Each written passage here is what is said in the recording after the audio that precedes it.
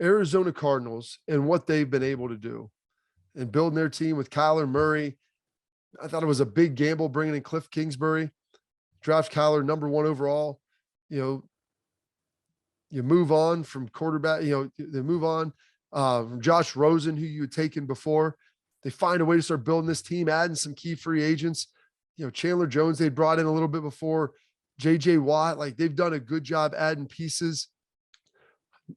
Hopkins comes in there. They've got all this stuff. And some of these guys obviously had injuries. They're a little older veteran guys, but they make the playoffs and they're playing really good football. But the key piece of that is Kyler Murray and how Cliff Kingsbury's been using them. And so a lot of people have heard, hey, this is what the kids do now. It's a generational thing. I'll use Kyler Murray as a kid because he's significantly younger than me.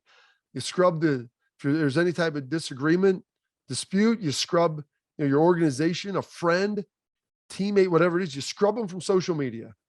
And people are like, whoa, something's going on. Something's happening here. Let's dig into it a little bit. So Kyler Murray, unfollowed the Cardinals from his social media accounts, removed all the imagery of him with Cardinal stuff on and any promotional stuff that he had with them, as if he had never played for him, and he's not playing for him currently. 2 reasons for this in my mind. One, I think, is a little more likely than the other. The first reason you look at, and obvious, hey, maybe he wants out. You see Russell Wilson trying to do this. You saw Aaron Rodgers trying to maybe work his way out of Green Bay. And they're guys that are really beloved and they're nice dudes. And so they don't want to come out here and overtly just cause a stink and say they want out. Same thing with Tom Brady, what happened in New England. They try to finagle away contractually and make a little bit of waves, but nothing too much. They don't want to come out here and disrupt things on a massive scale. Because as a quarterback, that hurts your brand. Other positions, I don't think it's as big a deal. But as a quarterback, if you have to return to the team, it never works out all that well. And so I think Russell's doing this, and maybe Kyler Murray is. Why would he want out? You ask yourself that question. Is it the market? The Cardinals, let's be honest. It's Arizona, Phoenix. It's kind of a transient place, a lot of move-ins. They don't really have the largest following in the world. But I will say this, with Kurt Warner and what they were building there, they've done some things. It takes a generation to raise fans and a generation of success. Cardinals have started to have that. You've got a young coach, an exciting offense. I think you're going to see more Cardinals fans in the future. They've got a great stadium. Now it's out in Glendale. It's a little bit removed from downtown. But they still have a pretty good setup, and they've been having success. So as you win, you will continue to grow and develop that fan base. As the city grows and there's more people indigenous, meaning to me being born there, native to the region and not just moved in, yeah, I think you're going to have that as well. And you're going to see the growth of a fan base if you keep having success. But, it's not New York. It's not a diehard fan base, like you're going to find in Green Bay, but not that Kyler would want to go there. It's not Atlanta. It's not the size of Houston. And so maybe he wants out market size. The other thing it could be, is it the offense? Is it the coach? Well, that doesn't make any sense to me at all.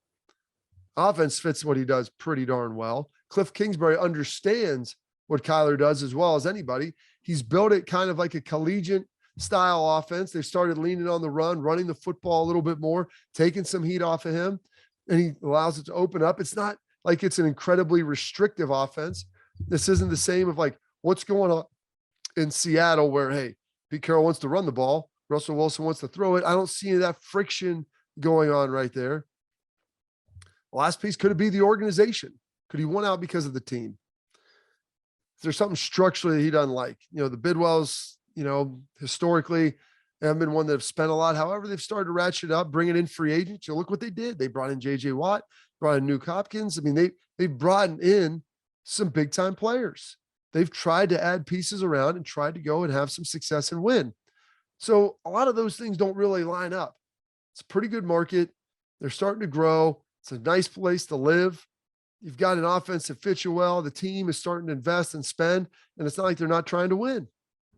So the only other logical thing it could be, other than him wanting out, is the desire for a new contract. Kyler's going into his 4th season. He's got his 5th-year option coming up, $25 million on the 5-year option.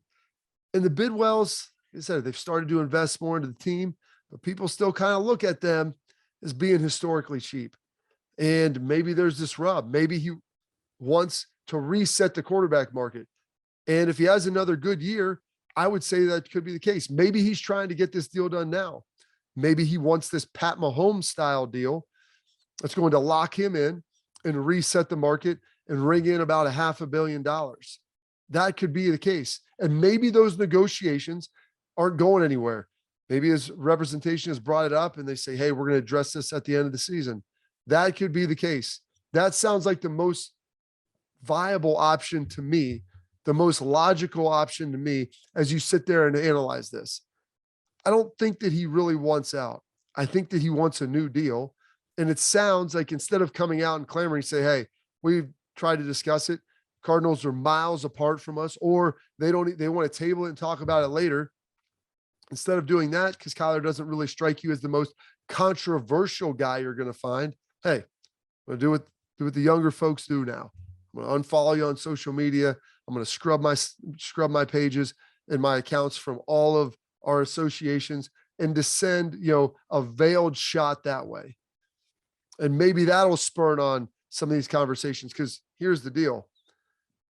You want to hit organizations where it hurts? Well, you hit them in the pocketbook. And if they're selling sponsorships coming up, suites and everything, and there's a thought that Kyler Murray might not be there, well, hey, that might change the consumer investment into the Arizona Cardinals. And people might be holding off on buying those suite package, buying those season tickets, buying those sponsorships that they think, hey, we're going to have Kyler Murray running around to 11, 12 win seasons, chance to win the NFC West and be relevant and viable and all these things. Exciting product out there, something that people want to be associated with. Well, if you remove Kyler Murray, poof, all those things disappear. And so this is smart. He's getting ahead of it early on, if that's ultimately what it is, because there hasn't really been a lot of news coming out of his camp. Larry Fitzgerald was asked about it, over the weekend, earlier this week. And he's like, hey, I just want to see this thing all get worked out. Maybe it's contractual. That's kind of what he alluded to. And I always kind of lean on players who would be knowledgeable about this. But Larry is closely tied to the organization, loves Kyler, doesn't want to throw anyone under the bus. So when he's like, maybe it's a little this, a little that, read between the lines and you can figure it out.